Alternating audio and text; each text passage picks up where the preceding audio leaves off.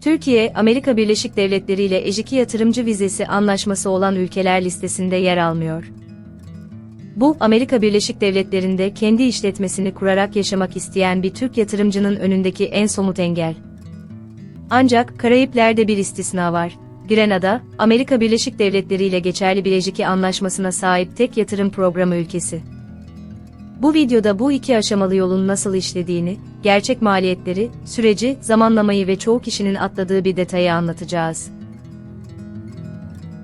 Önce tanımı netleştirelim. Amerika Birleşik Devletleri EJ2 vizesi, Amerika Birleşik Devletleri ile ticaret ve yatırım anlaşması bulunan ülkelerin vatandaşlarına verilen bir yatırımcı vizesidir. Vize sahibi, Amerika Birleşik Devletleri'nde kurduğu ya da satın aldığı gerçek bir işletmeyi yönetmek için ülkede yaşayabilir. Türkiye bu listede olmadığı için yol iki aşamalı ilerler. Birinci aşama, Grenada'nın yatırım yoluyla vatandaşlık programıyla Grenada vatandaşı olmaktır. İkinci aşama, bu pasaportla Amerika Birleşik Devletleri Konsolosluğunda EJ2 başvurusu yapmaktır. Burada altını çizmek istediğimiz nokta şu, EJ2 daimi ikamet vermez. İşletmeye bağlı, koşullar sağlandığı sürece yenilenebilen bir statüdür. Peki, bu yol kime uygun? Genel olarak Amerika Birleşik Devletleri'nde gerçek bir işletme kurmak veya satın almak isteyen aktif girişimcilere, Green Card kuyruğunda yıllarca beklemek istemeyenlere ve güçlü bir ikinci pasaportla B planı arayanlara uyar. Aileler için de kapsam geniştir. EJ2 başvurusuna eş ve 21 yaş altı bekar çocuklar dahil edilebilir. Eş belirli koşullarda Amerika Birleşik Devletleri'nde çalışma izni için başvurabilir. Buna karşılık tek hedefi kalıcı oturum olan ve iş kurmak istemeyen biri için EJ2 doğru araç olmayabilir. Gelelim rakamlara.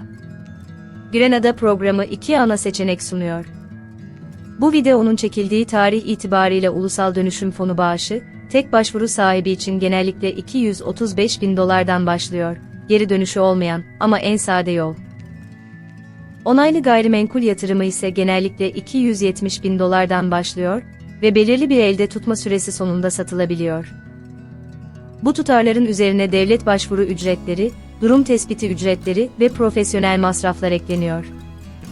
Aile büyüdükçe toplam da yükseliyor. Programlar ve tutarlar değişebildiği için başvuru öncesinde güncel rakamları teyit ettirin. EJ2 tarafı tamamen ayrı bir yatırım.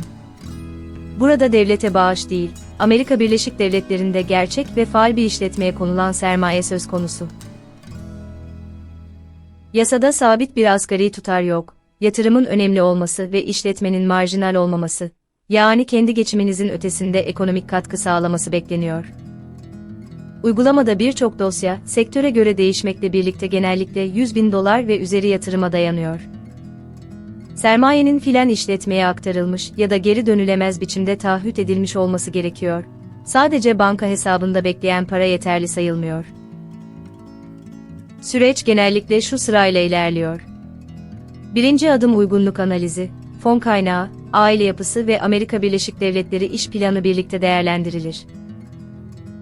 İkinci adım Grenada başvurusu, durum tespiti, belge hazırlığı ve yatırımın yapılmasıyla ilerler. Onay ve pasaport genellikle birkaç ay içinde tamamlanır. Üçüncü adım bekleme ve iş planı dönemi. Bu sürede Amerika Birleşik Devletleri işletmesinin sermaye yapısı ve modeli olgunlaştırılır. Dördüncü adım EJ2 başvurusu. Yatırım yapılır veya taahhüt edilir, ayrıntılı iş planı hazırlanır ve konsoloslukta başvuru yapılır. Onaylanırsa aile birlikte taşınabilir ve statü, işletme faal kaldığı sürece yenilenebilir. Sık karışan bir konu, EJ2 ile EBAŞ aynı şey değil. EBAŞ, daha yüksek bir yatırım eşiğiyle doğrudan daimi ikamet, yani Green Card sağlar.